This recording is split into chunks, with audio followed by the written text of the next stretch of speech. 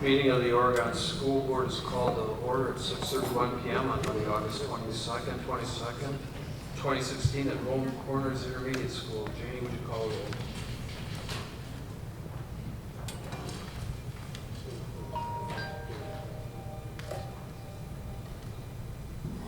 Ms. Feeney? Present. Mr. Uphoff? Present.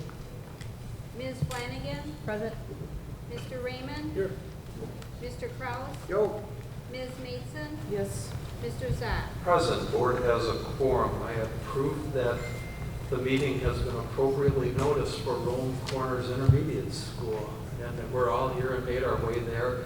We have Amy Miller is at Netherwood and checking to see if anybody goes there just out of habit. No one's shown up there, so I think it's appropriate for us to proceed.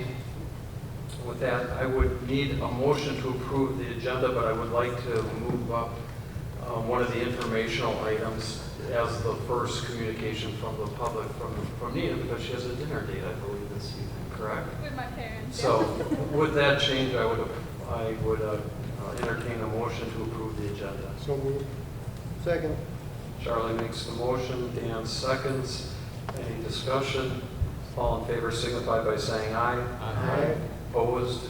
Motion carries by unanimous voice vote. We're moving to a consent calendar.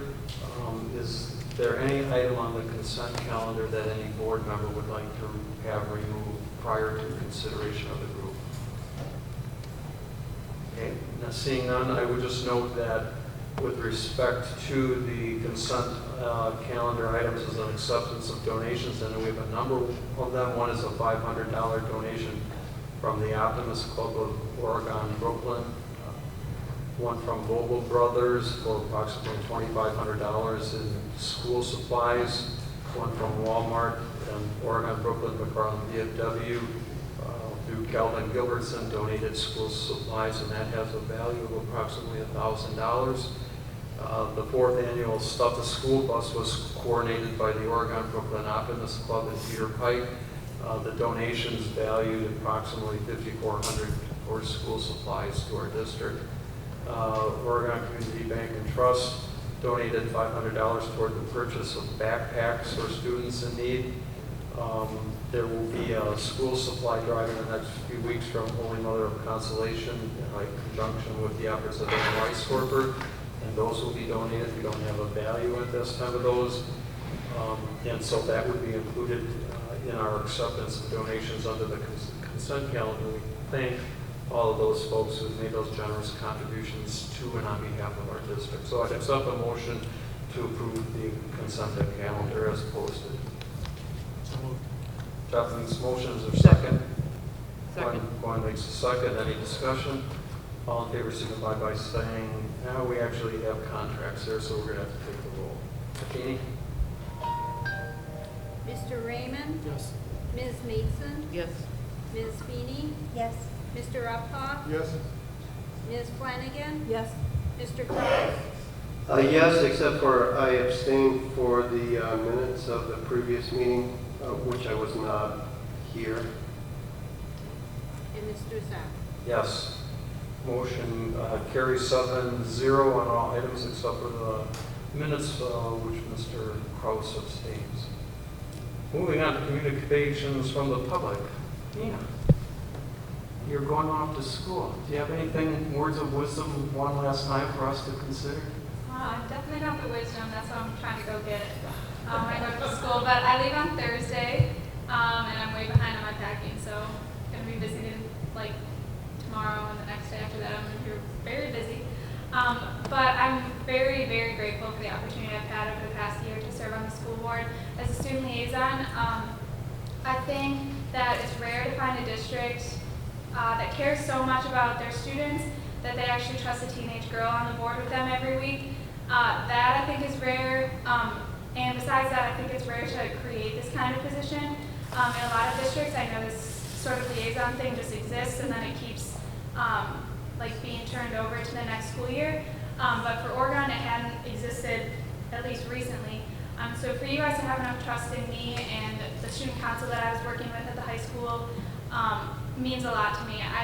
Not only was it an honor to represent students as well as I could, but I learned a lot. And I know this isn't probably a lot of kids' idea of fun, but I thought it was so fascinating to see the way you guys work. You are all so intelligent and you care so much about the kids in this district. It is so obvious to me.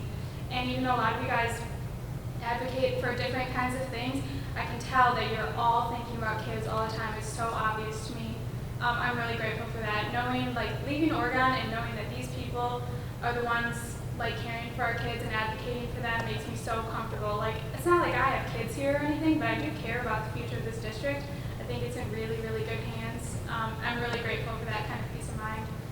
I don't know, maybe in, like, 15 years or something like that, I'll have kids and I can be on the school board there, and that'll be a blast. And in my campaign, I'll just say that I was on the school board when I was 18, and I'm sure that'll get votes for me or something. But anyways, I'm really, really grateful. It was an absolutely invaluable experience. So thank you so, so much for all your patience and welcoming me and everything this year. Let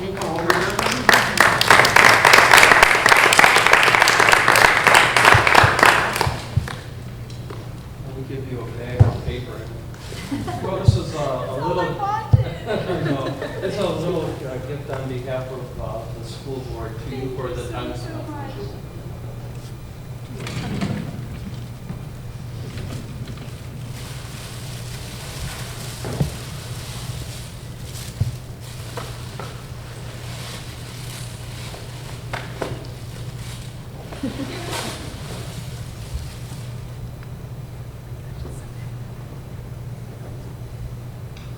Oh my gosh.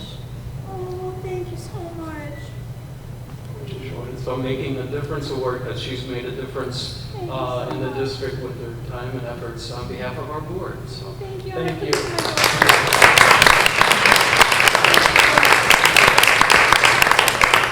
And we on the board wish you the best in your education. We hope you come back and visit us, and maybe when you're back on break, you can not do anything on a Monday night, come and sit through a meeting. Anybody else? Sounds want to say likely. anything? Anybody else want to say anything? Okay. Thank you so much. You guys are the best. Oregon is really lucky to have a school board like you guys. Thank you. Have a great dinner tonight and good luck. Thank you so much.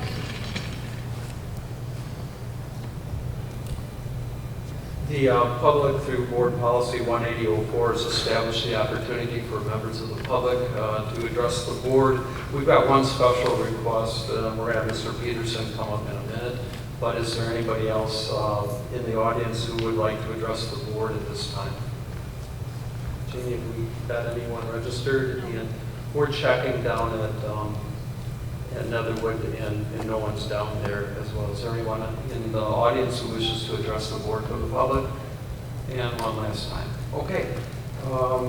Next, we have a request from Sean Peterson to address the board relative to the Oregon Ice Center and a liquor license request that's contemplated down there, and the board's been aware of communications that's occurred on that, and Mr. Peterson asked for some time to talk to us, and this is the appropriate time. We have this on as an agenda item later on. It would be appropriate once Mr. Peterson's done, if we have any questions, to ask them now to facilitate communications rather than to hold them to later and have them come up. So, Mr. Peterson, the floor is yours. Well, thank you very much for the opportunity to stand before the school board today. I also would like to thank you all for the great work that you do on a daily basis. I have 2 boys in the Oregon School District, and all of the principals and teachers that I've ever come in contact with have been nothing but first class, so I would like to thank you all for that. I'm serving as the agent, as a liquor license applicant for the Oregon Ice Arena.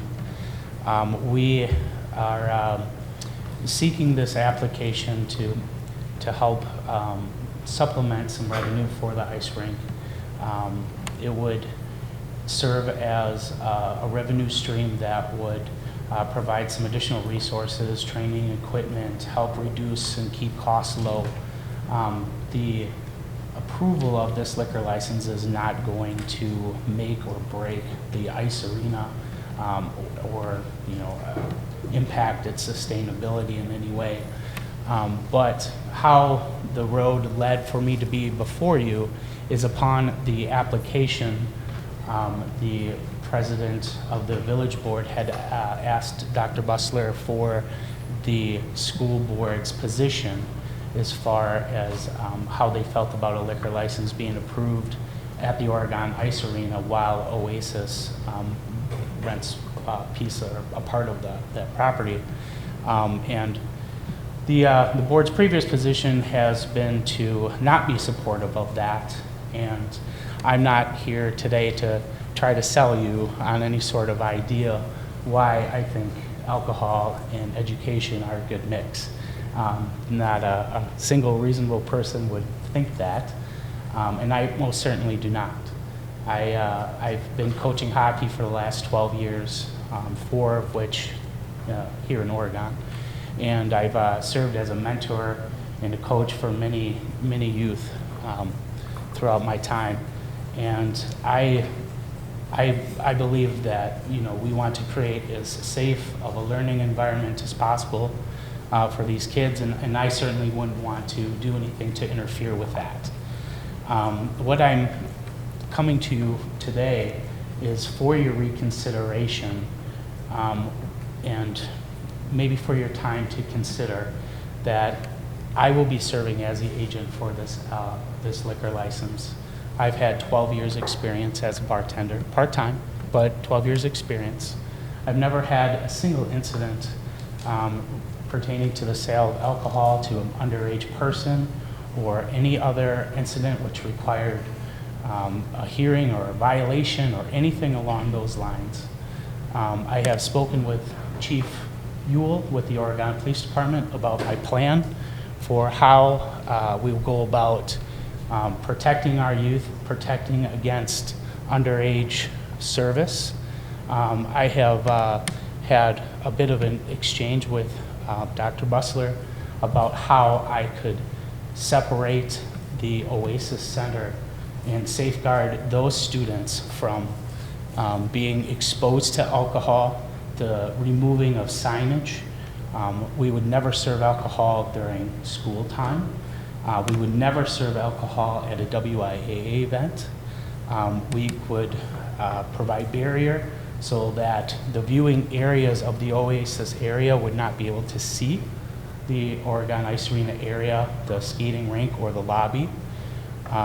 When alcohol is not being made available for sale, we would store it. We remove it from the lobby area, from the ice arena area, and keep it locked in the mezzanine level of the ice arena.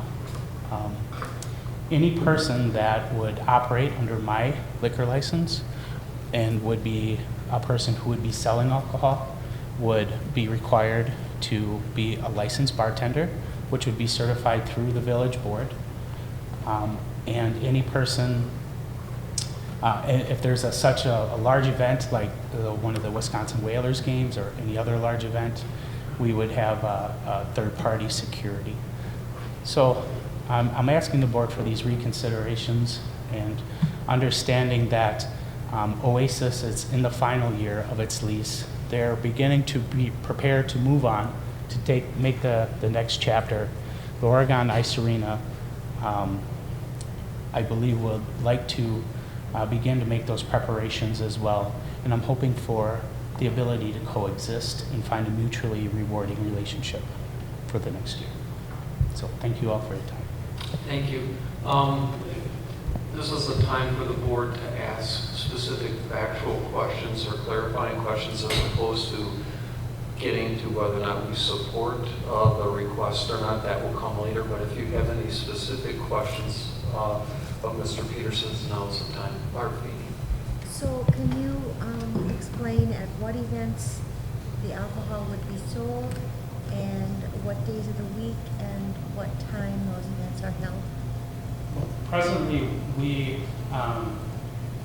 would be asking for the ability to sell alcohol at no times, at any time available provided by the Wisconsin state statutes.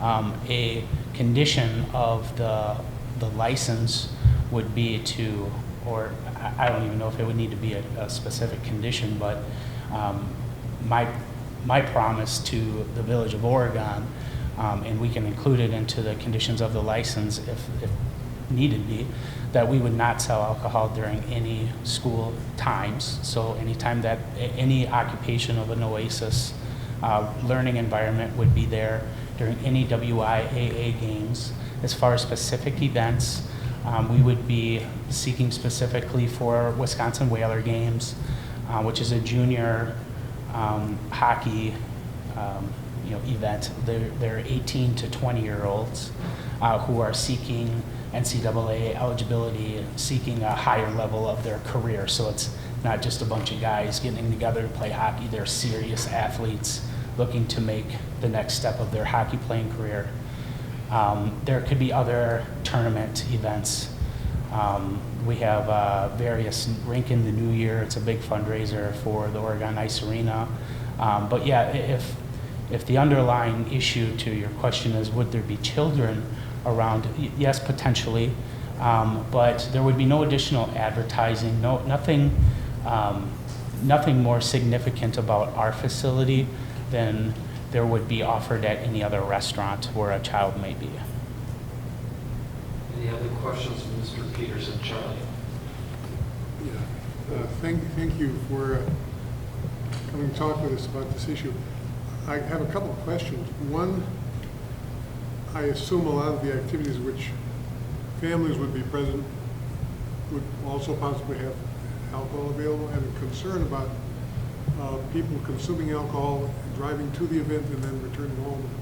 What kind of restrictions there might be to make sure that someone's not leaving the premises in an unsafe condition?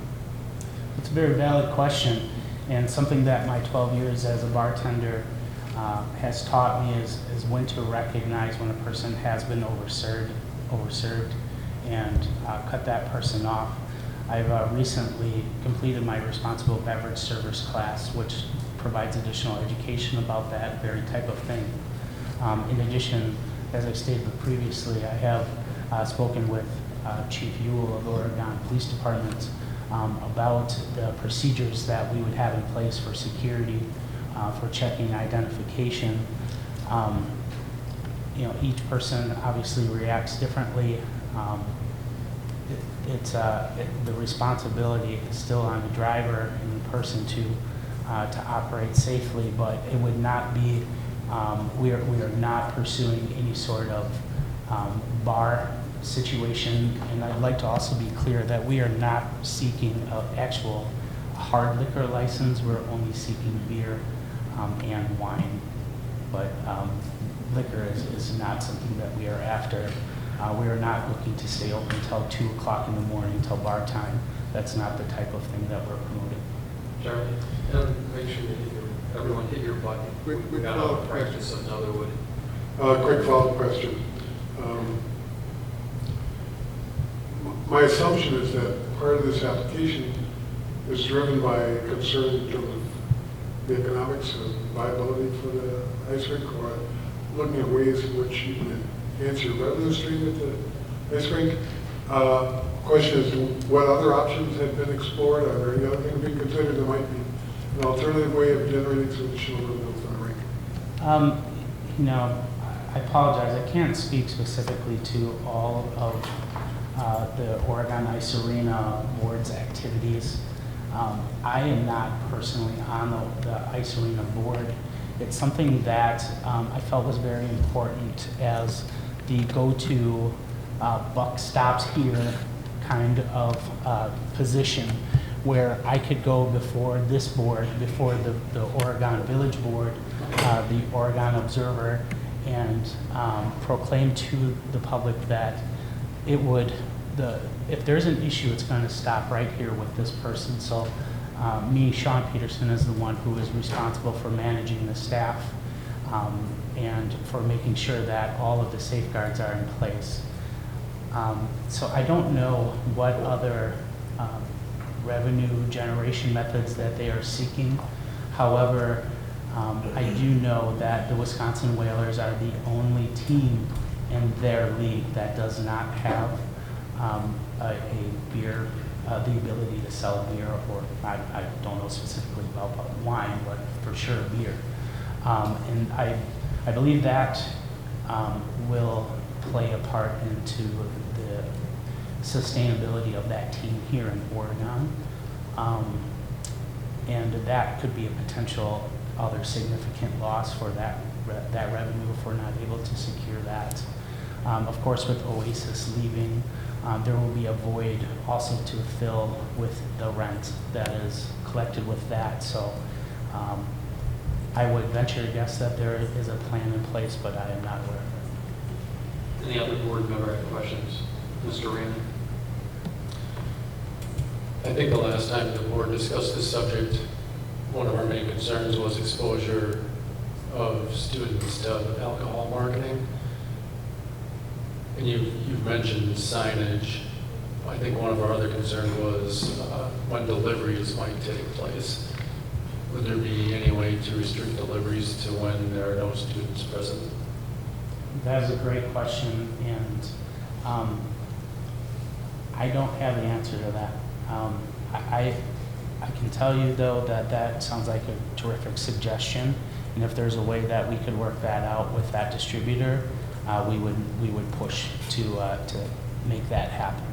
And regarding the signage, I also wanted to make it clear that we would remove the signage during the school day. We would remove any alcohol available to sell. It would all go into storage. And as an additional safeguard, we would block the view of those students into the ice arena area just as a secondary measure. Any other questions for Mr. Peterson? Well, this is kind of a question for both Mr. Peterson and Gina. The last time we addressed this issue, there was some sort of state statute about entryway of the school in relationship with serving alcohol, and I think there was some conflicting interpretation of that. Has this been addressed? And it was like 300 feet from an opening in a school, and I don't know if that was right or wrong, or it doesn't seem like a lot of space. And do we have to consider that? I would prefer additional time to give you guidance on that. Okay. So what we talked about last time is there's a question if this is actually school property or not, because we're a tenant. We don't actually own the property. Okay. But from what I'm hearing, that we would be in compliance with state law given the safeguards that we've talked about tonight. But we could certainly put that condition on the village could put that condition on the license. But I would have to look at it a little bit more because this is a different proposal than we talked about last time. Okay. I just want to make that, clarify that a little bit. Thank you. If I may also add that I can't pronounce the city attorney's name, but his first name is Mike, and that they did discuss that piece at the last village board meeting I had attended, and he may be a good resource to shore up that concern. Any other questions at this time? Ms. Mason? Just to follow up, I remember going to a village meeting the last time this issue came up too, and there was some controversy, so I think we need to do our due diligence and do a little bit of research, so thank you. And it's just finding out what the law really is. Yes, ma'am, I certainly appreciate that. And I do know that this topic comes with some contention, and that there had been some waves caused previously. And again, by keeping myself separate from those issues, and with the experience that I've had, being the person who is solely in charge of this business area of the ice arena, I believe has value. Mr. Kraus? Sean, thanks for coming. My name's Dan Kraus. Just remember the last time this came around, this issue before the school board, and Ms. Jonan just mentioned that it's a different proposal. How's this? Do you know the difference between this proposal and the last one? Is it just because you're now the person who's kind of where the buck stops in this proposal? Do you know the difference between the proposals? I don't know all of the details, I'm sorry, of the previous proposal. From what I understand, it was an all or nothing approach, and I believe that it is best, in everybody's best interest, to work with the community, to work with the school board, to find a common ground and to find that mutually rewarding relationship where we can protect the interest of our youth and of our students and still keep costs of operating the ice arena and for everybody who uses it, both the young folks and the more seasoned individuals. So I think that the biggest thing that I bring to it, I think, is my experience, and I wish that I had more details specifically as to what the differences are. But I've mentioned to Dr. Bussler and through email a few times that I really want to go about this the right way and gain the support of the school board rather than take an all or nothing approach. Paula? Yes. Can you just go over the important dates as far as the business that you want to do at the ice rink? Does it have a season? Or there's more than one season? Would it be something that we could expect to be more during a certain time period of the year and less during another time period? Well, I can tell you that the tryouts for the youth program begin October 1st, so if you're thinking about getting your child signed up, please do so now. Shameless plug, but that would be when the season would really start to pick up. The Wisconsin Whalers, I believe they have one home game at the end of September, then nothing in October, and then their home games begin in November. And then the high school varsity season starts after that, which again, I would not be asking for any consideration for that time point, but that is when the rink becomes the most busy, is the beginning of October and then a little bit more so in November. The season winds down in March for the youth and relatively close to the same time for the junior team. And then there is like a spring program that is run for, I think it's 6 weeks from the beginning of May until June. And then there's also the skating school and the speed skaters that kind of are in there on a weekly basis throughout all that time as well. So, go ahead. I'm sorry. What parts of all those things that we were talking about would you be wanting to serve beer at? I know we're talking about the Whalers games. Right. Are we talking about any of these other types of things? Sure. I think you said not at the high school games. Right. Right? We would be seeking all other times as provided by the Wisconsin State Statute of Alcohol Service conditions. That's what we would be asking for, but again, we're not going to stay open. It's not our objective to stay open until 2:30 in the morning on the weekends. There are, several other restaurants and ice arenas in Dane County. There's a few in Dane County. There's several others as we get outside of Dane County that they also would have beer sales available to the public or to parents on a weeknight. If the village board said that they would forbid us from that, we would be okay with it, but we're I guess would be asking for that at this time. Mr. Peterson, would you be potentially selling at youth hockey events not related to the school? Potentially, yes. What is your timing with respect to the Village of Oregon and your application for a license? Well, thank you for asking that.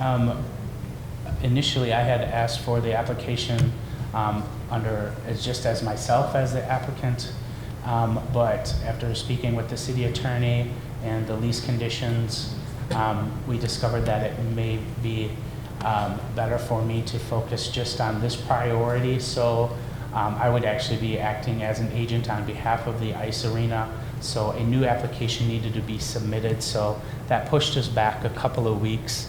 And I believe that the rink application is currently being considered in the Oregon Observer with them being added to the next agenda meeting, but I don't know the date right now. Okay. My follow-up question, do you know if you're on the agenda for any future village board meeting? Not at this time, but I'm sure we'll hear very soon. Okay. Any other board member have any other questions? Else we can thank Mr. Peterson. We appreciate you coming in and informing us on the issue so that we can make an informed decision later on this evening. Okay. Great, Thank you very much for your time.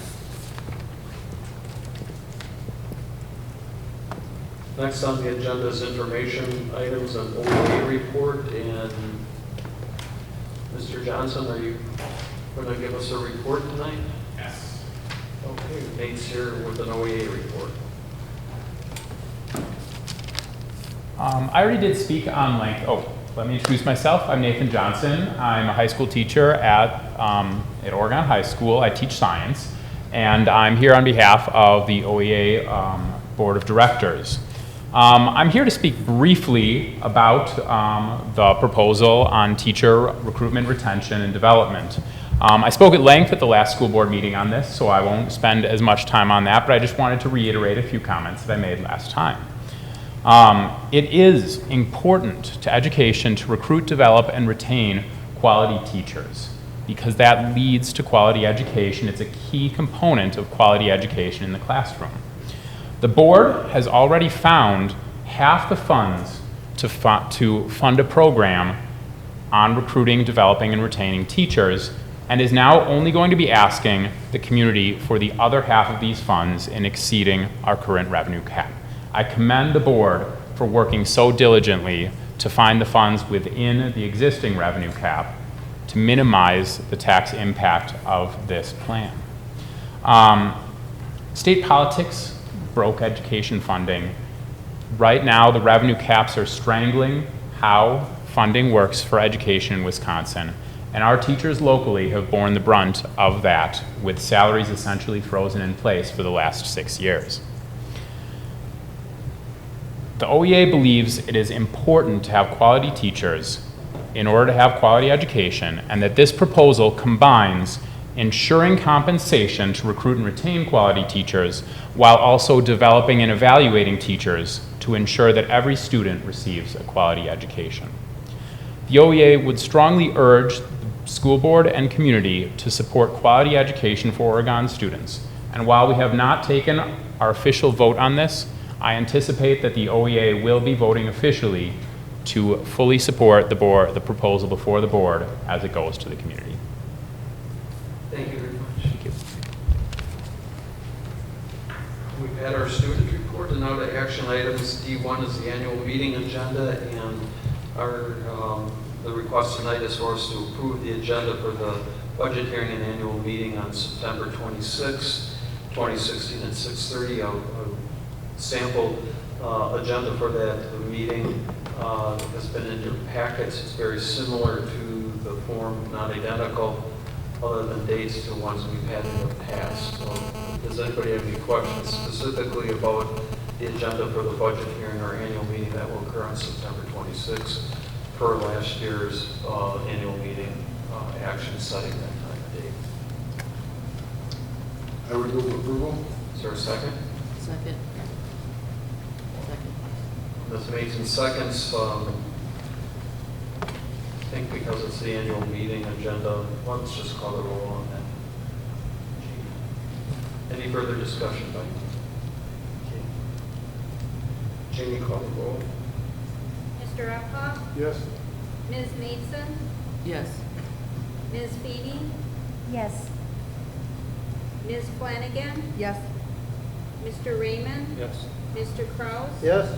Mr. Zock. Yes, motion carries by 7-0 vote. And Brian, if you could take the appropriate steps so that the annual budget hearing and annual meeting are properly noticed pursuant to statute. Next on our agenda are 4 items related to the educator compensation plan.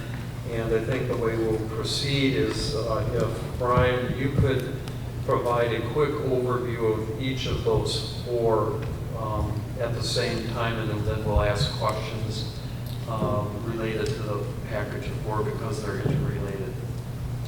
Sure, I'll get started with D2. That's authorization to budget not to exceed $1.9 million from fund balance for the operating school district budget in accordance with Board Policy 61104. Andy wrote this report for us, and it identifies how we would access fund balance, our fund balance budget in order to pay the refinancing of the Wisconsin retirement system unfunded liability. There's a lot of detail here. I'm not going to go through all of that detail. I know at least one of you were on the, I think Steve was on the board when we refunded that Wisconsin retirement system liability. This fund balance money would basically be used to pay for the debt service payments.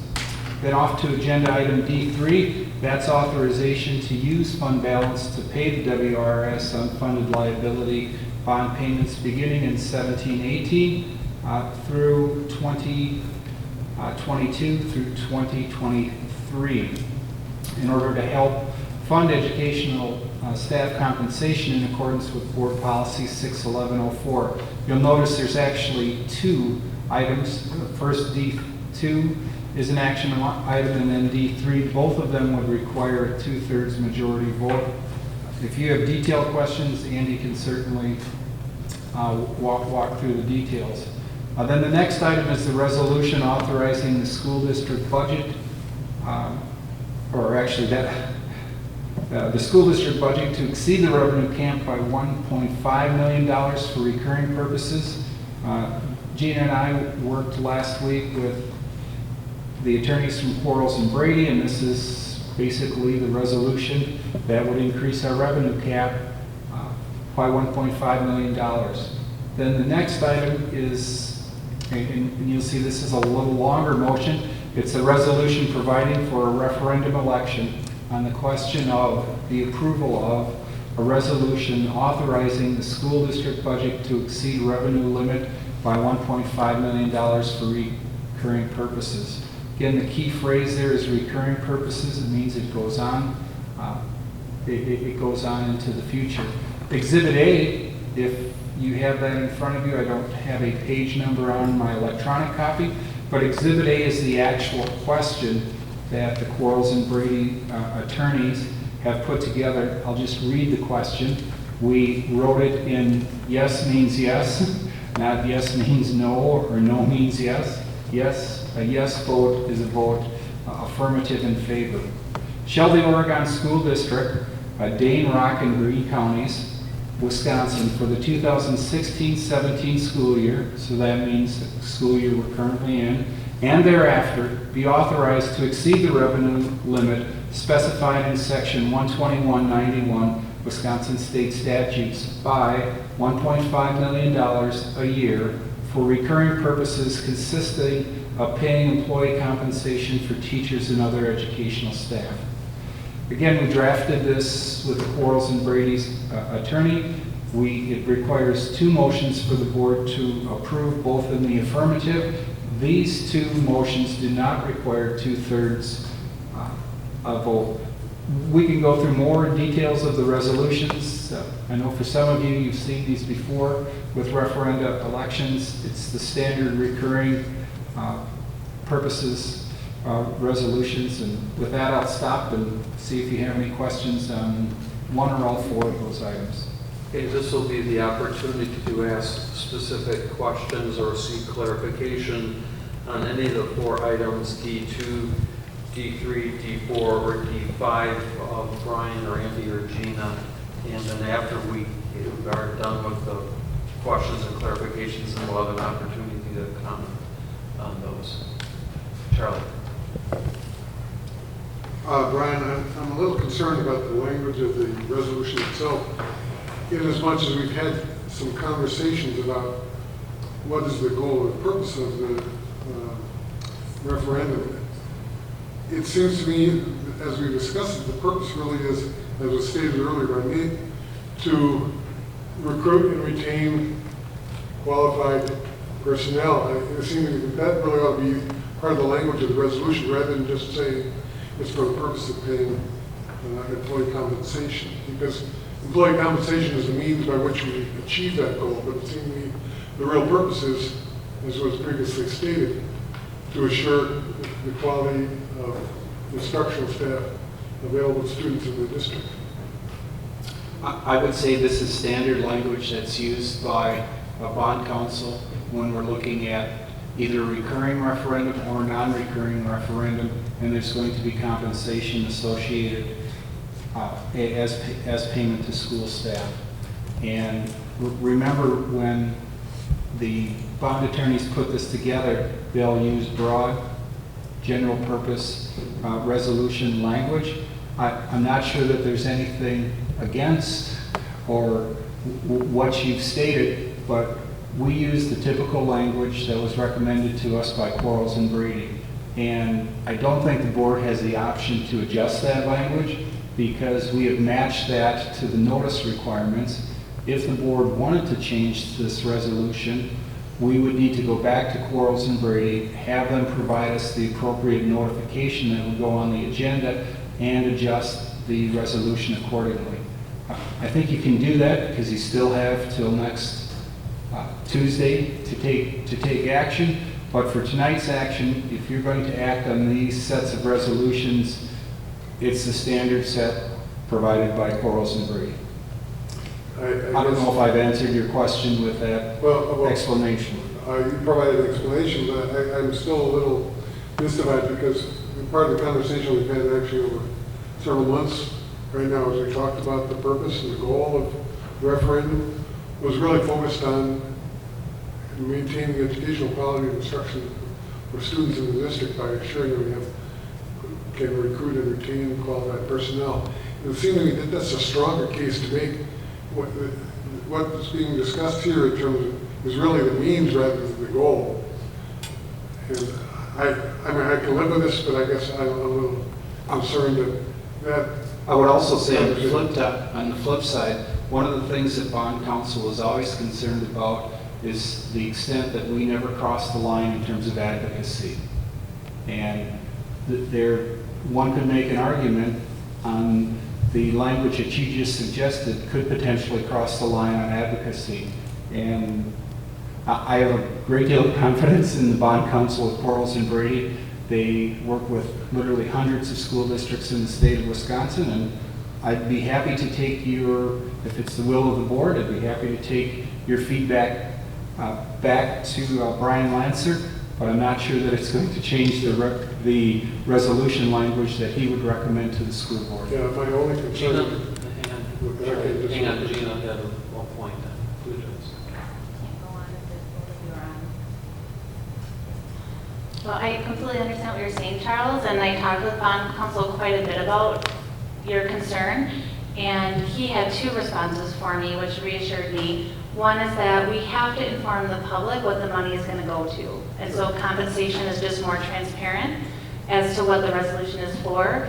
Additionally, it's really important what we put in the informational campaign, because if someone were to challenge us on what we use the money for, we would look at the informational campaign to see if we adequately inform the public, and I think that's where we can talk about the concern that you're raising.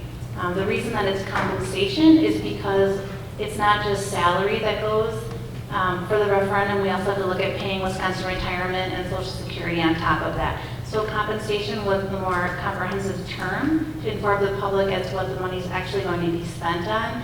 But you're absolutely right that we can include those concerns in our informational materials. Any other questions, Charlie? Real quickly, my only purpose really in raising this concern is that I think in some respects the language is probably going to be more difficult to sell without sort of the rationale behind it. I wasn't suggesting that the language that's in here be taken out in any way, but just suggesting that I think it would be more illustrative of the rationale behind why we're going to referendum if that language were included. Any other questions, Charlie? Or Dan? Thanks. I just wanted to clarify, I don't think we're going out for a bond in any way with any of these things, right, Brian? There's no bond. No. No, so the talk of bond counsel may be a misstatement, or do we just call them bond counsel no matter what they're counseling us on? We've always referred to them as bond counsel. Okay, so just to be clear, we're not going out for a bond here. Okay, so we asked them to help us with the wording of the referendum, not as to how we could go out for a bond. Yes, we asked them to write a resolution that's in accordance with state law that matches recurring referenda requests that they've successfully utilized in other school districts. Okay, no bond. And for Andy, now this $1.9 million that we're talking about from the fund balance, this is the rabbit, right? I can't get on. Yes, that's what I referred to as the rabbit a few meetings ago. So this, please correct me, but my understanding is this was originally something that we borrowed money for, and this money that we are prepaying or we're setting aside to prepay this debt was we had to borrow money in order to fund our future liability as far as teacher or retiree compensation, something like that. Very close. Wisconsin retirement system, I wasn't in the state when this happened, but they identified a liability that was basically the difference between the amount of assets that were put aside for employees in the retirement system and the liability that was there, and levied an amount of money toward all the municipalities, all the governmental units that had this difference. I'm trying to remember what our liability was. I want to say it was somewhere in the neighborhood of $7-8 million, something like that. Might have even been 10. And we were paying 8% interest to WRS. And so in the 2000s, interest rates are low now. They were lower.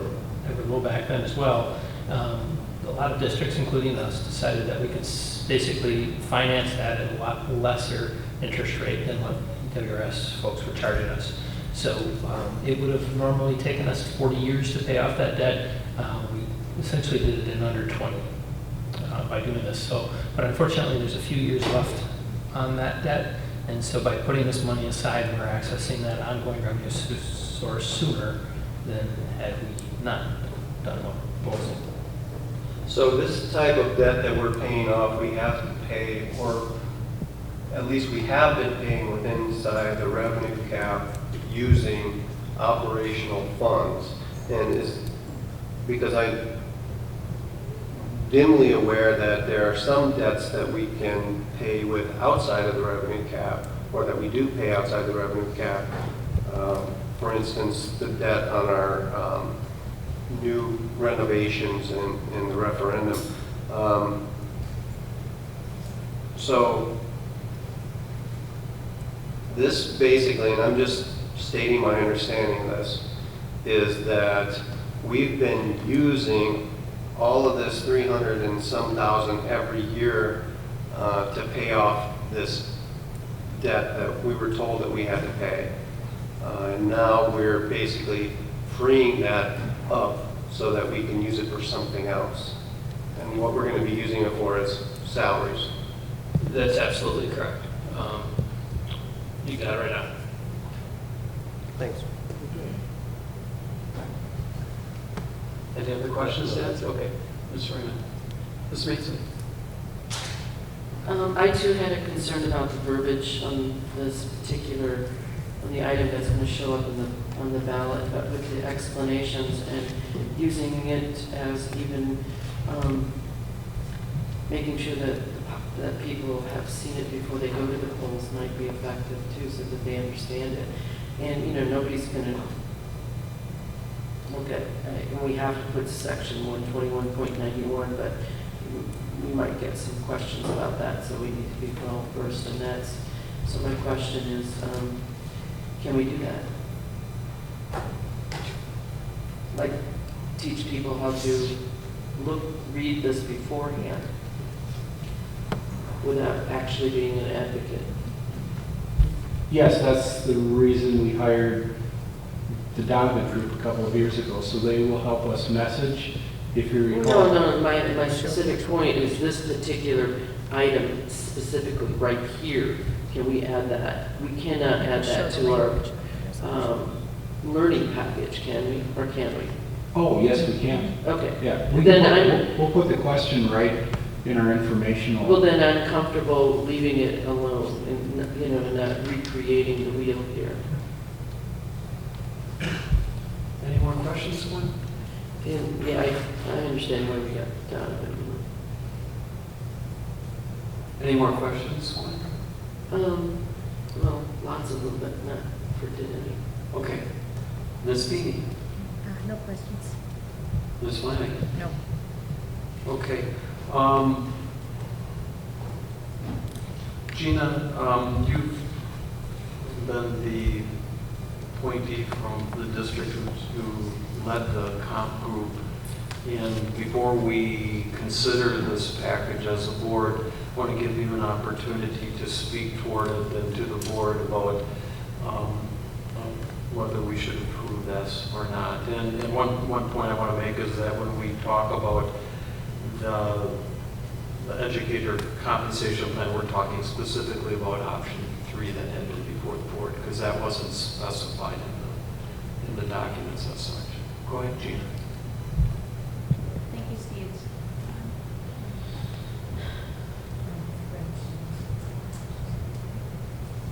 Thank you, Steve.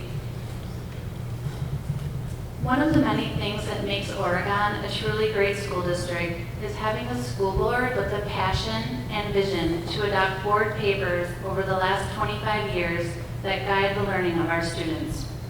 I want to thank you tonight for continuing that visionary tradition by considering an innovative educator compensation plan that will ensure we are able to continue to retain, develop, and recruit the most highly skilled educators to the Oregon School District.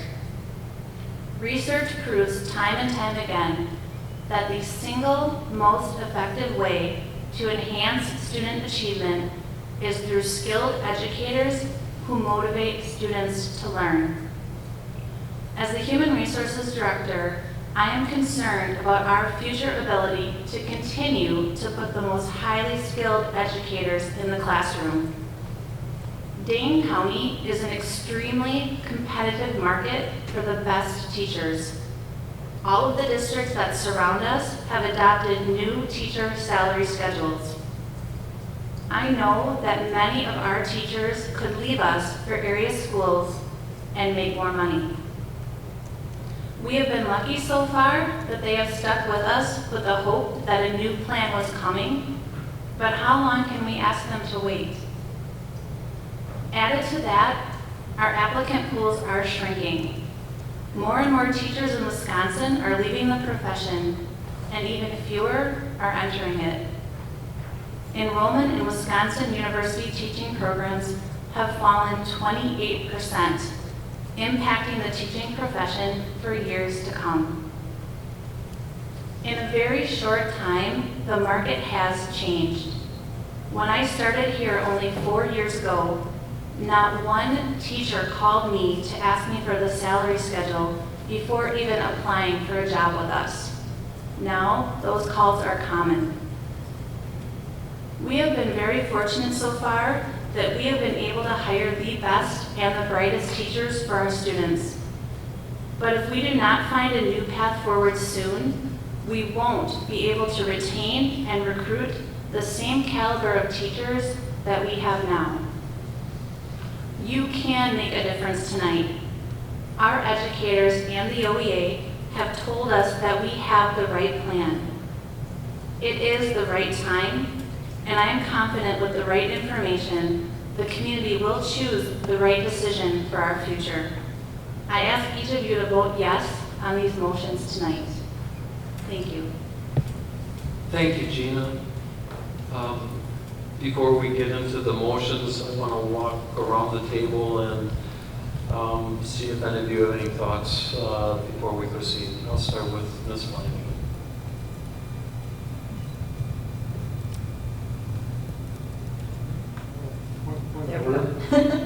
I think procedurally, it would be important to have a motion on the floor prior to discussion.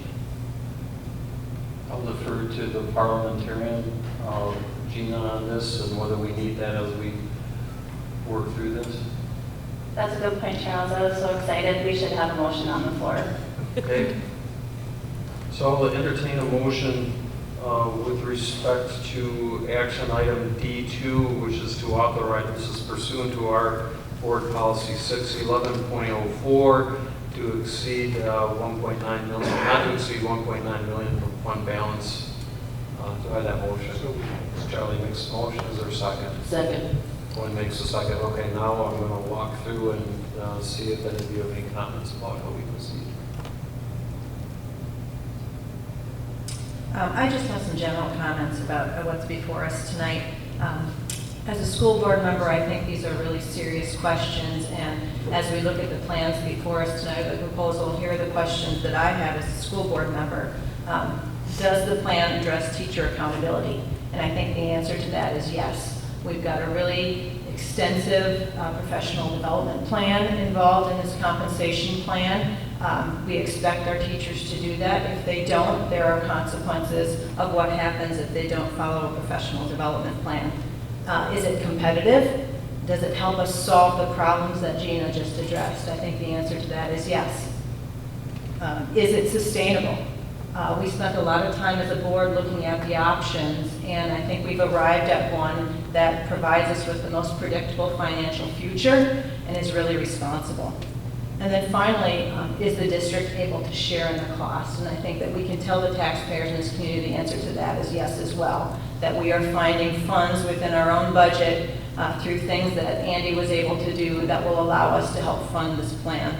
So what it comes down to for me is I hope that as we take action tonight, that parents and community members will really take the time to review this plan and look at it and ask questions. My hope is that people understand that there's really a legitimate concern here. The facts bear it out.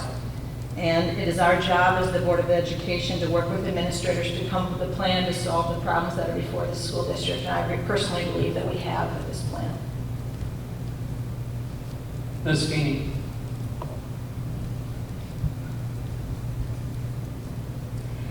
I'm happy to be able to vote for this plan tonight.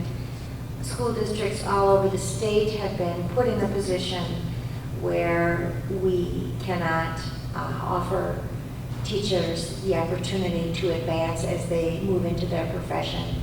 And to me, it's untenable that we will have teaching staff for the long term who don't see a way to advance. That's just not going to work.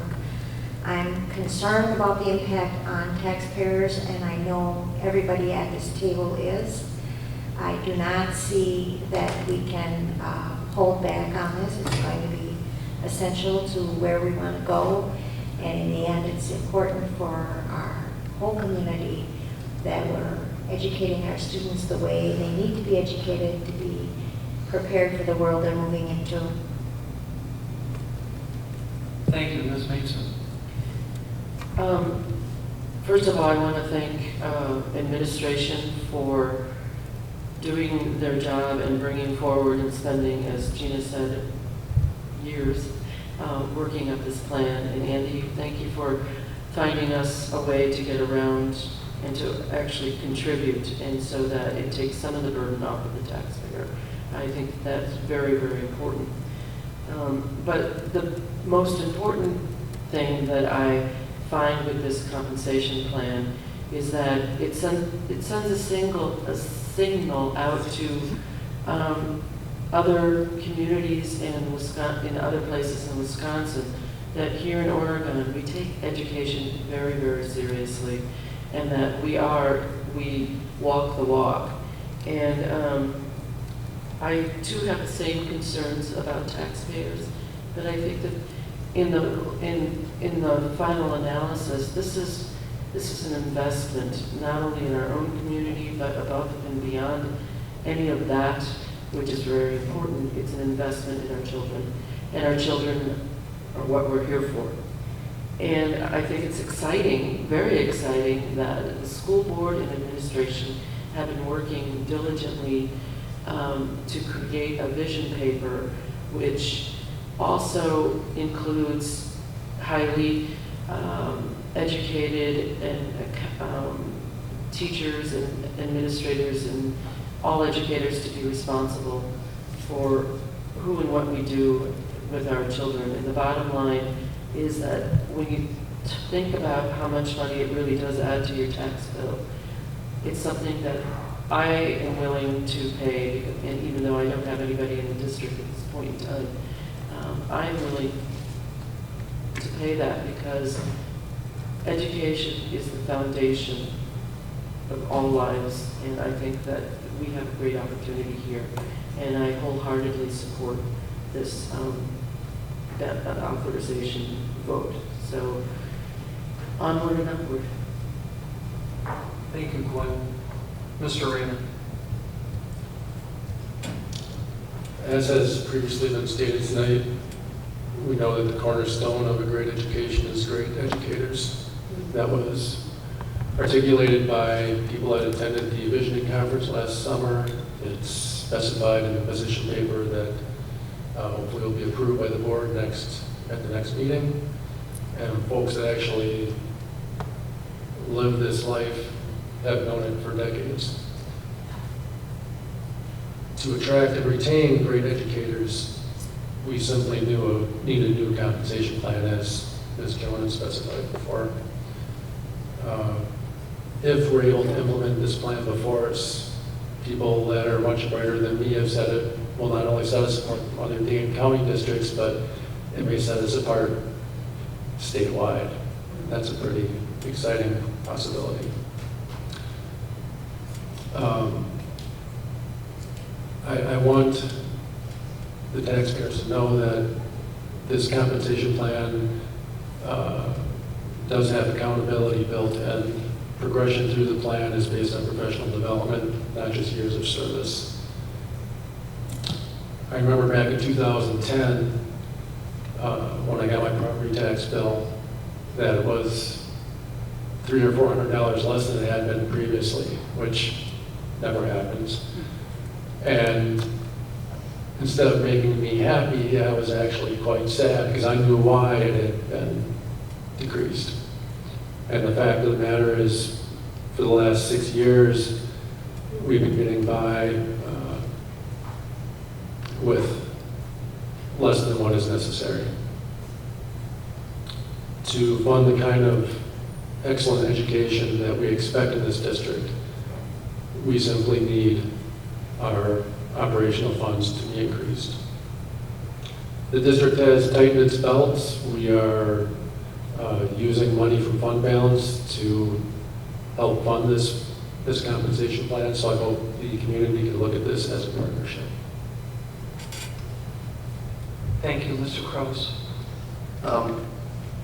I echo what everybody said so far. I just wanted to specifically say that the school boards, the members of the school board and the school board as an entity, as it goes back into the past, has really made this possible for us. It's basically put the rabbit in the hat that now we're able to bring out.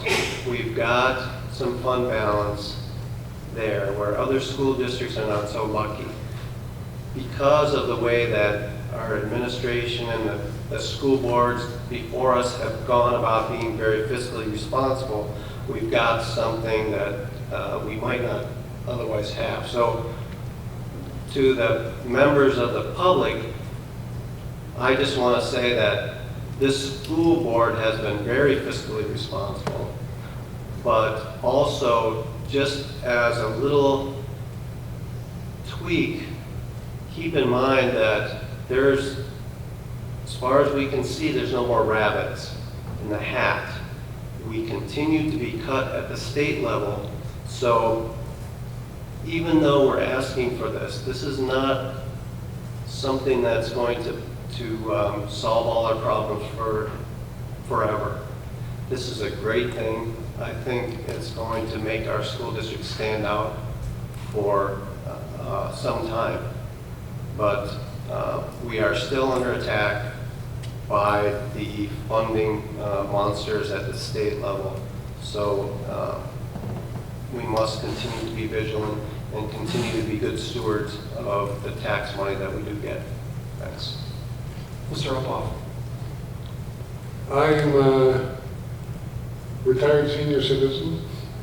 All of my kids graduated from Oregon High School quite a few years ago. And I am very pleased to have an opportunity to make a contribution, make an investment to what I think is probably, from my perspective, the single most important investment that we make as a community in our future and in our children. The returns and dividends are huge. And I don't see this as an expense. I think for me it is an enormously important and valuable opportunity to invest in that future. And I would encourage all the taxpayers and voters in the district as well to welcome this opportunity and to support this. Thank you. Dr. Bustler, a question for you. Does the plan before us in the four motions have the support of the administrative team? Yes, the administrative team supports the plan completely. And if we go back just a little bit in time, 4 years ago, we were the first district in Dane County to look at a new teacher compensation plan. Now we're the last district in Dane County to address a plan. Now that that 4-year period is over, that's really good.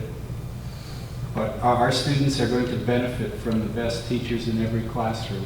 That's our responsibility as an administrative team, to put the most talented teachers in the classroom. We know talented teachers are the #1 determinant in student success. We have always placed a high value on our teachers. In 2015, the board conducted a survey along with the Teacher Compensation Committee, and the two items we learned from the community, one, the cost was too high. Secondarily, we needed to increase accountability. Both the committee and the school board have responded to this.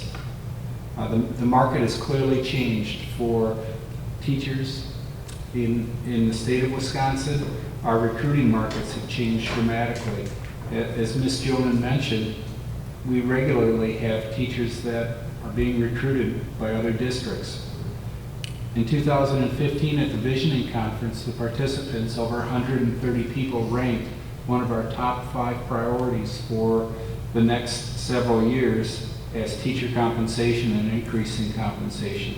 A number of you have mentioned how our community has been generous to the public schools. And now's the time for us to bring this ask to the community, to ask for their consideration. I know it's going to take some information from us to better tell the story of why we need this, and we are ready for this opportunity. Gina stopped in my office this morning and she said, today's going to be a really good day. And I said, absolutely, today's going to be a great day, because we finally have an opportunity to bring a plan before the board and for the board to take action on it. Thank you, Mr. Zock. Thank you. You've heard me talk before about my view of what a board does effectively, and that is stay 30,000 feet above and 5 to 10 years out. And tonight we have a chance to do that. And it's the last in a series of 3 long-range projects that we've been involved in. And as you've also heard me say, sometimes timing's not always in sync with what you want to do and to get these out at the right time. But we've had 3 really significant long-range projects that we've dealt with as a board over the last 8 years. Next meeting, we will be adopting a strategic educational plan for this district that goes in line with the 25-year history of this district, outlining where we're going to go with our students, and that's taken a lot of work.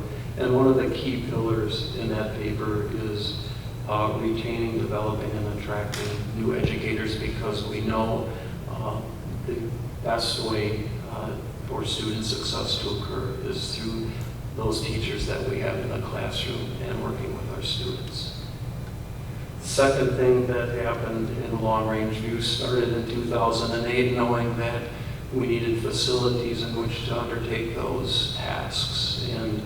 And over a period of time, we identified a capital plan to address those needs. And 2 years ago, the board was in a similar position of asking taxpayer approval for a long-range view of this district from a capital standpoint. And for very minimal tax impact, we are now seeing $55 million worth of projects going on, and projects that were designed and developed by our staff to fit with the future visioning of this district. Tonight we have an opportunity to cap that and to make sure that not only we have the best buildings and facilities to make sure our students succeed, but that we have the best teachers to drive that vision home. And so this isn't a vote in isolation. This is a vote of a combined vision and a combined work of about a decade worth of board members that we have to do tonight. And now we have to make sure that the public understands this. This is hard work that we do. It's not easy to go to our taxpayers and say, we want you to pay more, and that's not anything that any one of our board members takes lightly. But when we're elected to the board, we take that as a trust that we will make sure that we are good stewards of our students and in the district, and we look to the future. For me, the fact that we have had a committee working on this plan for 3 years indicates to me that it wasn't a rush to do whatever we needed to do to get more money for salaries, that it was indeed an opportunity and an effort to look at how best we can structure a compensation system that will work directly hand in hand with improving teaching and student achievement in this district. And I was part of that committee, and I saw the hard work that went on to look at the best model of that. The fact that we are now at a point that we have a plan before us that is supported by our teachers, that is supported by the committee that dedicated 3+ years ahead, that is supported by our administration, and from what I hear tonight is supported by 7 very different board members who come from very different places who always don't agree, should signal something to this community about what we've added.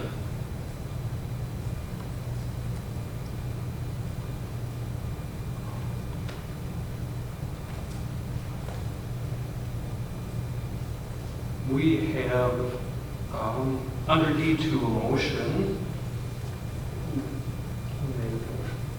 Mr. Ephoff and Ms. Nixon, second. And that motion is to recommend the Board of Education authorize the use of up to $1.9 million of district unassigned fund balance. Are there any questions about that or comments? Seeing none, Ms. Wood, would you call the roll? Mr. Ephoff, Yes. Ms. Mason, Yes, definitely. Ms. Feeney, Yes. Ms. Flanagan, Yes. Mr. Raymond, Yes. Mr. Kraus, Yes. Mr. Zak. Yes. The second action item is under D3, and that is the recommendation is to authorize the Board of Education to use fund balance to pay WRS unfunded liability bond payments beginning in the 2017-2018 fiscal year and through the 2022-23 fiscal year in order to help fund educational staff compensation in accordance with Board Policy 611.04. And again, with the understanding that that relates to option 3. Do I have a motion to that effect? So moved. Do I have a second? Second. Is there any discussion? Ms. Wick, would you call the roll? Mr. Uphoff? Yes. Ms. Feeney? Yes. Ms. Flanagan? Yes. Mr. Raymond? Yes. Mr. Kraus? Yes. Ms. Mason? Yes. Mr. Zahn? Yes. The next item before us is D4, and that's a resolution to authorize the school district budget to exceed a revenue limit by $1.5 million for recurring purposes as identified by the resolution in your packets. Do I have a motion to approve that resolution? So moved. Mr. Uphoff makes the motion. Is there a second? Second. Mr. Raymond makes a second. Is there any discussion? Mr. Uphoff. I thought it might be appropriate in the context of the conversation we're having now to reiterate something we were informed of at the last board meeting, which was an exceptional outcome in the graduation rate at Oregon High School of 99%, with the prospect that those who hadn't completed graduation requirements might still do so before the start of the school year. I think this is an exceptional testament to what we've been talking about tonight, of the importance of our education instructional staff in achieving that incredible goal. Thank you. Any other discussion? Thank you, Charlie. Seeing none, Ms. Wick, will you call the roll? Mr. Uphoff? Yes. Mr. Raymond? Yes. Ms. Feeney? Yes. Ms. Flanagan? Yes. Mr. Kraus? Yes. Ms. Mason? Yes. Mr. Zahn? Yes. Next item before us is D5, and that's a resolution providing for a referendum election on the question of the approval of a resolution authorizing the school district budget to exceed revenue limit by $1.5 million for recurring purposes, with that referendum to occur on November 8th, 2016, with the details as identified in the draft resolution at your desk. I need a motion to approve that resolution. So moved. Mr. Uphoff makes a motion. Is there a second? Second. Ms. Mason is the second. Is there any discussion? Seeing none, Ms. Wick, would you call the roll? Mr. Uphoff? Yes. Ms. Mason? Yes. Ms. Feeney? Yes. Ms. Flanagan? Yes. Mr. Raymond? Yes. Mr. Kraus? Yes. Mr. Zahn? Yes. And there we have it. We will be going to referendum on November 8th. All the board members have been provided with a document from Gina that addresses what our appropriate role can be relative to that. I understand the district has in place, or will have in place soon, an informational page on the website providing factual information to the public relative to the referendum that will take place on November 8th, and will be scheduling a series of informational sessions and meetings over the next 2 months. Do you have any more detail on that, Brian, or we'll bring that out to the public at the appropriate time? Yes, I have one more piece, but I'll share that under superintendent report tonight. Very good. Thanks, everyone, for the culmination of a lot of hard work over the years, but in particular for this board over the last 3 months when we got the report back, and have really done due diligence in terms of looking at the options before us and then really delving into the numbers and the financials to make sure we bring back a plan that is sustainable, but also is fiscally prudent for our taxpayers. Very good. Deep breath, everybody. That was good. Yeah. It's hard not to get emotional when you spend a lot of time on a piece like that. Number 6 is possible action on the Oregon Ice Center liquor license request. The board has previously taken a position with respect to a request for a liquor license at the Oregon Ice Arena, that we were not in favor of that, and so now's time for a motion to change or maintain, or to discuss if we get that motion. So I turn it over to the floor.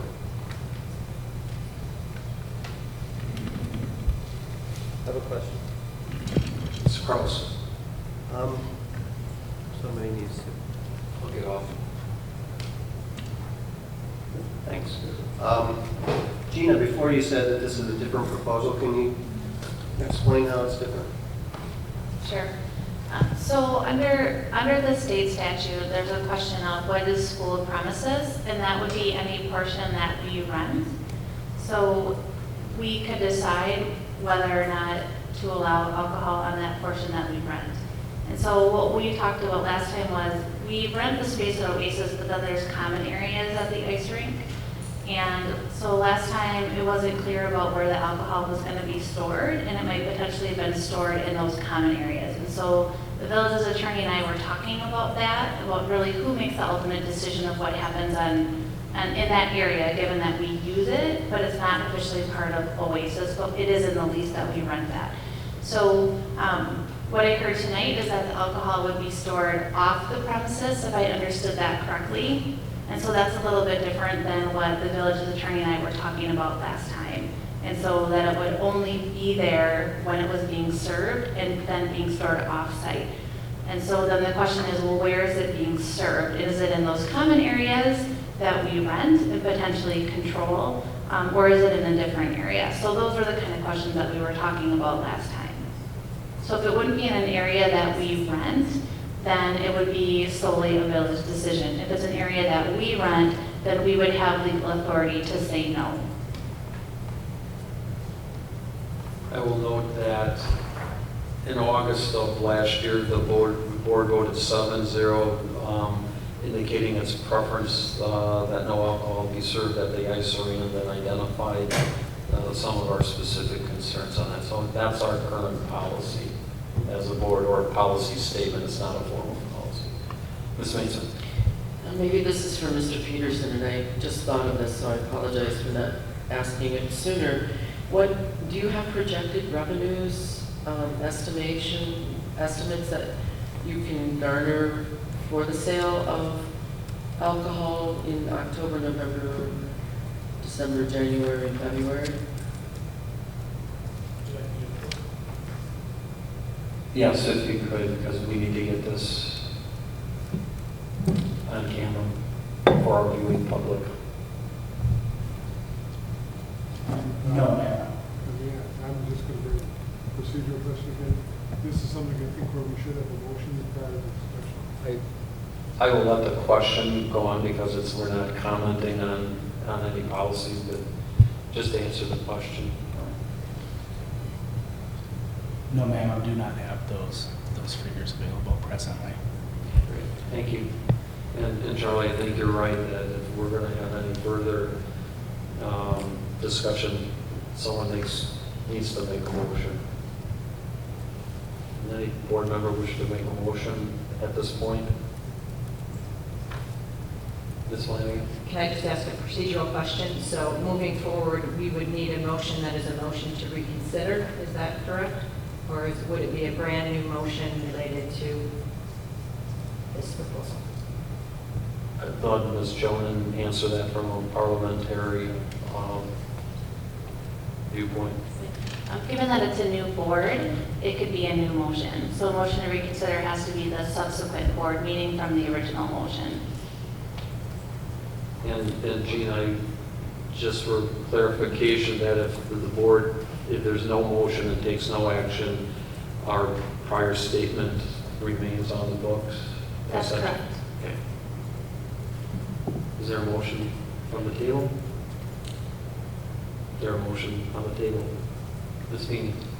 I will make a motion that the first part of the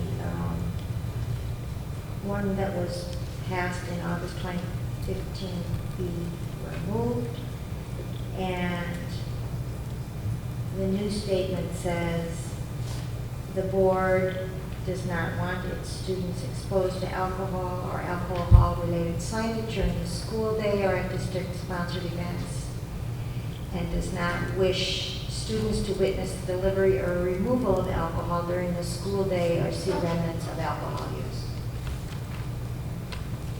To clarify the motion, then it's just what we had voted on in August with the deletion of the first sentence. Correct. Is there a second to that motion? Second. Ms. Flanagan makes a second. Is there discussion on that motion? Ms. Mason? The reason I asked about revenues for essentially the first semester, and we're not sure when Oasis will be moving into the new building, but my understanding was perhaps February or March. And I just wondered if the ice hockey rink could wait until then, and then it's not even a problem. I understand that the rink has come forward to us with a different proposal, and I understand that, and it actually makes sense, kinda. I mean, it is Wisconsin, and but at the same token, I just find it a little disheartening that with the concerns that we had previously, that those concerns are still in effect as far as I'm concerned. Any other comments, Mr. Upton? I'll wander through this way. I'm going to go with, I guess, Yeah. I, first of all, want to express appreciation to Mr. Peterson for bringing this issue forward, and also for his real willingness to sort of try to work with the board on this issue. Having said that, what share as a broader concern goes well beyond just the school district, and I think that generally as a community, as a city, as a state, we have a real problem to deal with, which is a pattern of excessive alcohol consumption, which has a lot of societal problems associated with it. The other thing that I think that's really critical to understand, which is a concern in this particular instance, is that many of the activities that are going on at the ice rink do involve families, which will include younger members, and while they will not be served alcohol, will not have access to alcohol, it's certainly an exposure, creating a situation in which they see routine consumption of alcohol as an acceptable and ongoing part of the activities at that site. And so at this point, my preference would be to remain with the policy which we currently have in place. Mr. Kraus, any questions or comments regarding the motion that's on the table? Yeah, I just would like Barb to talk a little bit. I think I understand the reasoning behind what she's proposed, but I'd like to hear a little bit more about why. Is it a change because of a different proposal? Is it a change because of the fact that we're moving away from the ice arena as a place where Oasis is going to be? Do you want to talk about that? Yes. Specific question to the person making the motion, Barb. The reason I made that motion is because I feel satisfied that there's a commitment to make sure our students are not exposed to alcohol during the school day while they are there. And I see that that is our business.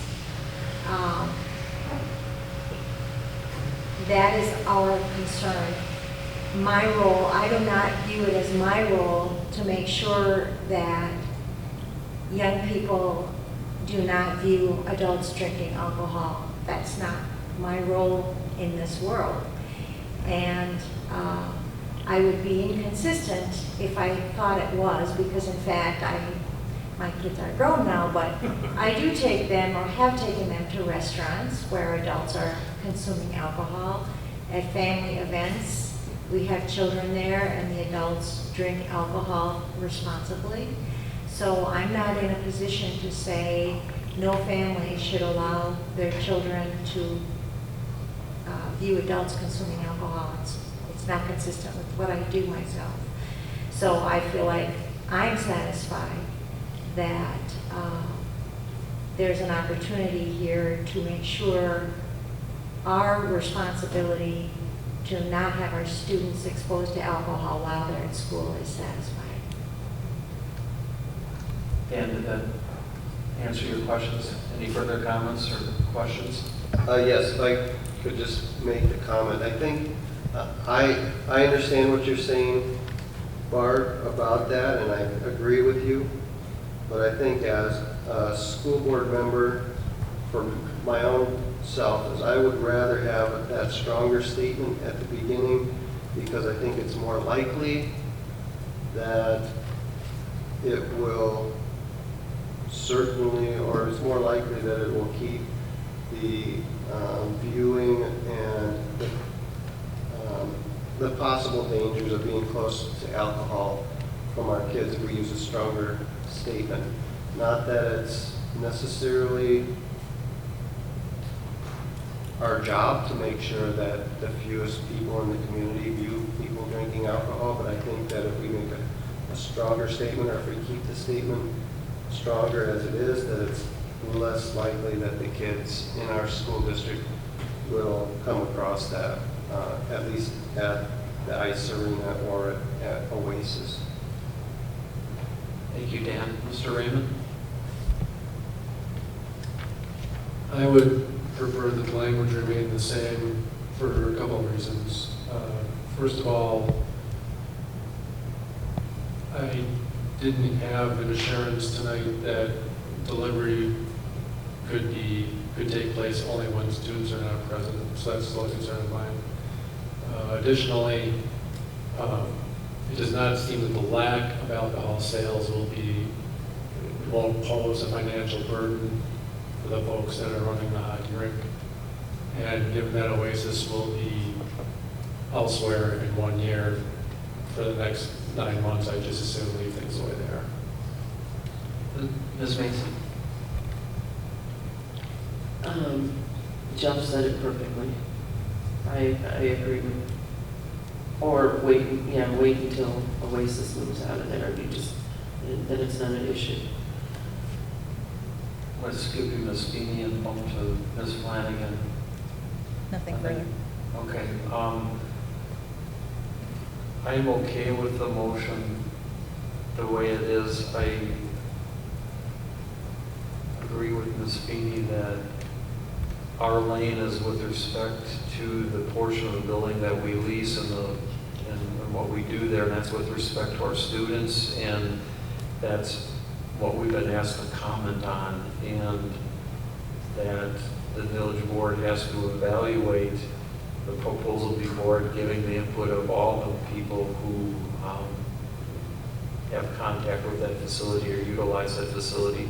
From our standpoint, as a school board that has students there, I think we get at our concerns by the two sentences that are subject to the motion. That is, we don't want our students exposed to alcohol or signage during the school day or at district-sponsored events, and that they ought not witness the delivery or removal of alcohol during the school day or see the remnants of that. I think that meets our concerns as occupants under a lease at that facility. I think it's in the village board's lane, not our lane, to debate whether it's wise policy in this district to give liquor licenses to a facility for purposes of serving those beverages at youth hockey events. And I have a personal viewpoint on that, but as a representative of the school district, that's not a point in time that I'm involved as a school board member with jurisdiction over those events or over that location.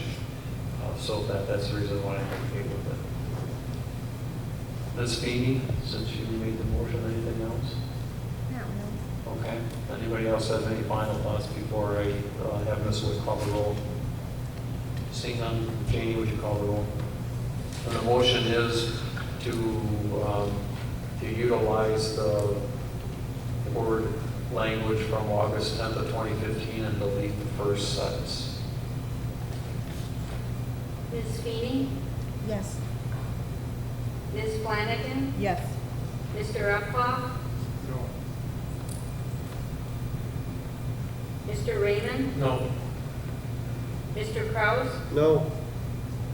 Ms. Mason? No. Mr. Zahn? No.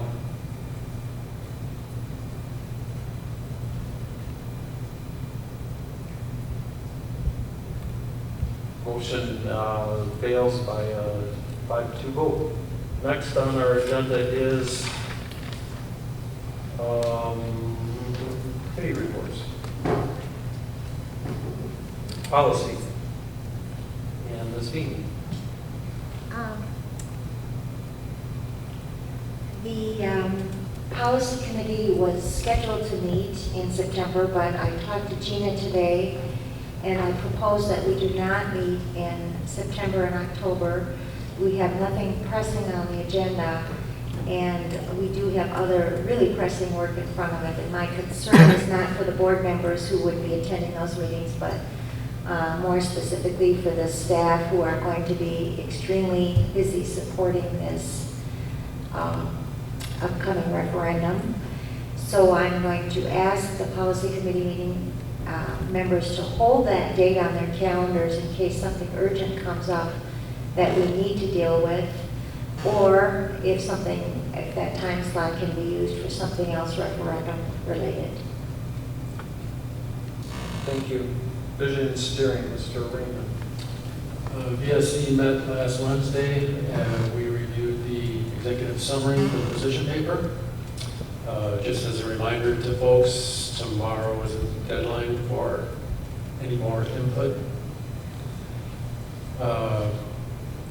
Regarding the position paper, school leadership teams met over the last few weeks and provided some feedback, and that will be incorporated into the paper. And the final version will be brought to the next board meeting, hopefully for full board approval. Thank you.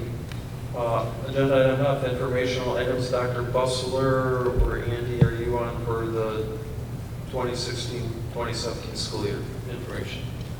I don't know which one. That's Brian's, and Andy's Yes. got the next one, I'm assuming. Yes, Okay. just a couple of quick items. Today we started new teacher orientation and had almost 40 teachers joining us right here at RCI. And thank you to board members that were able to make it with the board administrative lunch with the new teachers. Staff orientation next Monday and Tuesday. Wednesday, the 31st of August, we will be off. And then the magic date that we look forward to every year, September 1st, Thursday, September 1st. The weather's going to be beautiful, not too hot, not raining. Let's say 70-something with a little gentle west breeze and a lot of sunshine. So we're looking forward to that date. The last thing tonight, you can check your email because I know you would be fully present during board meetings. I sent out the back to school update, and I was waiting to send the back to school update until the board took action on tonight's educator compensation plan. So you'll see that's a featured item in the back to school update. And also when you go to the last page, there's actually 4 pages. Janie took the liberty to identify the school get-togethers on Monday the 29th. We are going to be at the high school at 11 o'clock to do the back to school message at the high school. On Tuesday the 30th, we will be at RCI at 8 o'clock, 8 till about 9:30. And then at 11 o'clock, we will be over at Oregon Middle School on the 30th. And of course, you are always welcome to join us. So I will stop with that. I'm opening the updates. Andy, budget. Real quickly, we have kind of switched gears lately. We've been working on the audit for the last couple weeks. The auditors are now gone. We have submitted information to the DPI, and we can tell you a little bit more about that in the next couple weeks. But we're now in the budget mode, and we haven't been in budget mode for a while now. So we'll be ramping up and getting a preliminary budget put together for you to consider in the next board meeting. Just so you understand the process there, it's a preliminary budget. It's our best guess before we actually have student count data, because we'll be doing that before the first day of school. So in the next week and a half or so, we'll be putting the final touches on that. And then third Friday in September is kind of our magic count date, where we actually know how many students we can count for revenue cap purposes. And then we try to get our preliminary budget as close as possible to the budget that you actually approved in October. But there will be some changes. So right now, we're feeling pretty good about things. The numbers at registration seem to be kind of where we were anticipating, but we also understand that students disenroll from us, and we don't always do that timely. And so Andy's always very conservative with how that works until we start school. So that's where we're at right now, and things seem to be going in the right direction. Thank you, Andy. Superintendent's report, Brian. The one thing I already mentioned was the new teacher orientation. And then secondly, our main priority, and Steve and I have talked about this, is the work with Joe Donovan and getting the information out to our community on the November 8th referendum. The document that I'm providing you with, Joe prepared just today. He updated it, and he identified it as a sample schedule for the November referendum. Joe's been doing some behind-the-scenes work in terms of getting our social media all set, updating our website, and we are looking at our first district mailer sometime in early September. So far, I have 3 dates scheduled in anticipation of the board's votes tonight. A couple of groups have reached out to me, and I also reached out to the Chamber of Commerce so we could get on their agenda. I will stay in touch with Steve on those dates, and if you have additional questions or are seeking additional information on the informational campaign, I know Joe would love to have our feedback. He was hoping to be able to make it to one of our upcoming meetings, and I will talk to him about being available at our first meeting in September. So the wheels of motion are in place, and we are off and running.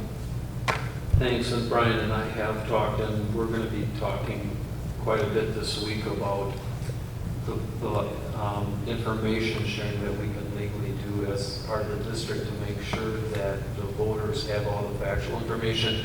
And I will serve as a conduit to you guys to get dates and coverage and that sort of stuff, so that everybody's going to be in the loop on that through our district media. Okay, so Brian and I have got to work some of those things out, and then we're going to need help, so I'll be in contact with you about that, and that's related to the informational campaign for the district.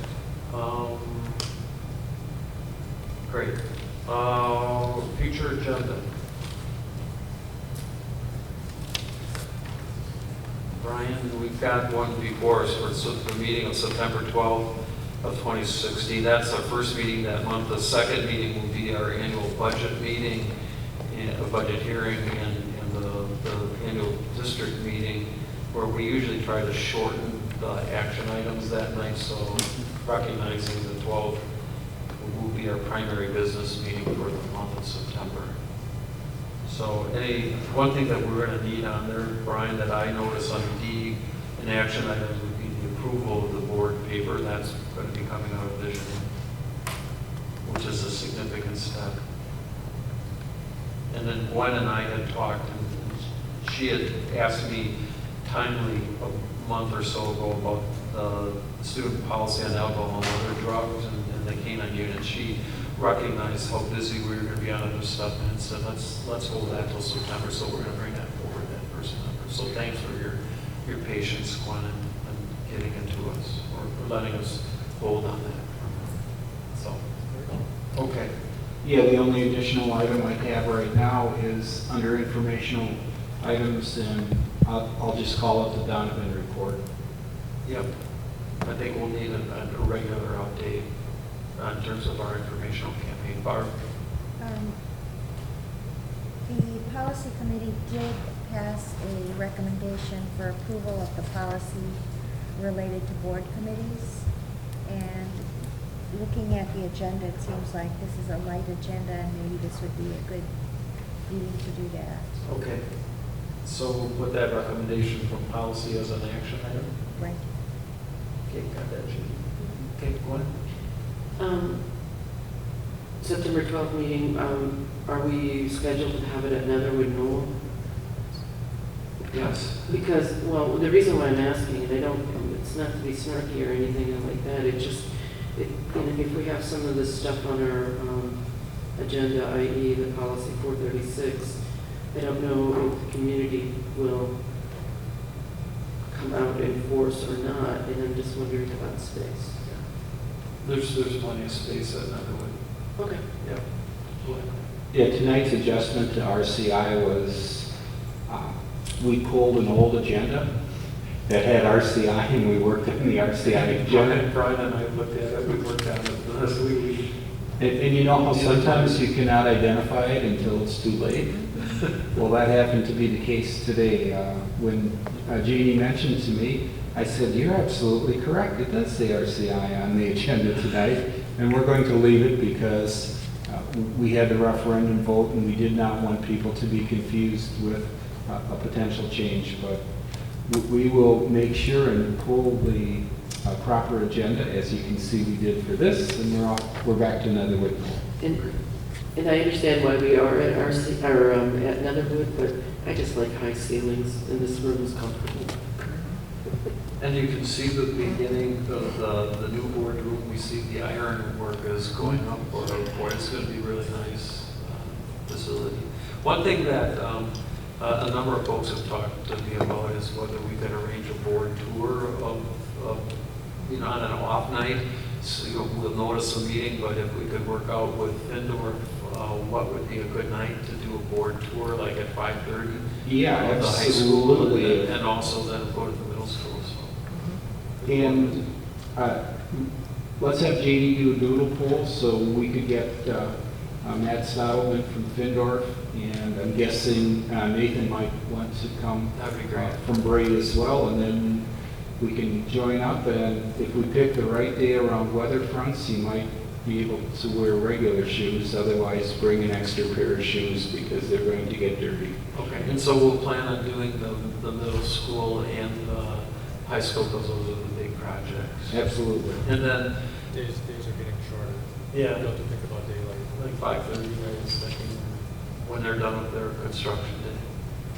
So we'll get a doodle poll on to see when that's working. And then one of the things that Brian, you and I got to talk about is after the first of the year, doing some school tours, and we ought to schedule the first one down in Brooklyn to do a tour down there with the building. I got in today, I wanted to see, I understood it was open, and there was a certain music teacher who had a brand new candy store. Brooklyn's phenomenal down there. I have been having a couple of conversations with Kristen Mills now at Findorf, and she feels like we're ready if we wanted to do an open house at Brooklyn in September or October. And I haven't had a lot of conversation with Carrie. I just tossed that out on her radar screen a couple of weeks ago. So we could do an open house on a night, on a Saturday, and I can, if you want to get your feedback to Steve, I will coordinate with Carrie as well as with Kristen, and we can get something scheduled this September, October. I remember being down in Brooklyn for our site visit with them and having the teachers there identify the deficiencies in the building and the problems, and being able to walk through the day and saying, remember, this was the closet where we were teaching students, and it is now a brand new classroom. It was pretty cool. And then sitting in the library and saying, this is not conducive learning space, and going there today and seeing this amazing facility that you have. You guys gotta just be ecstatic with how that turned out. Okay, so now that I've piqued your curiosity, we'll get something set up for all of us to go down. Okay, anything else on the agenda? Check out Charles. Nothing. Dan? Nothing. Jeff? What? I can smell it, fall is coming. Barb? Krista? The only thing I have is for Krista, Barb, Gwen, Jeff, Dan, and Charlie, thanks for all your hard work to get us where we're at. And we got 2 months to inform our public of how good this is. So, thanks. With that, I'll undertake the last one, or I'll entertain the last one. Move to adjourn. Second. I think Dan got it first. Okay, all in favor, signify by saying aye. No. Opposed, motion carries. Thanks all, we'll see ya.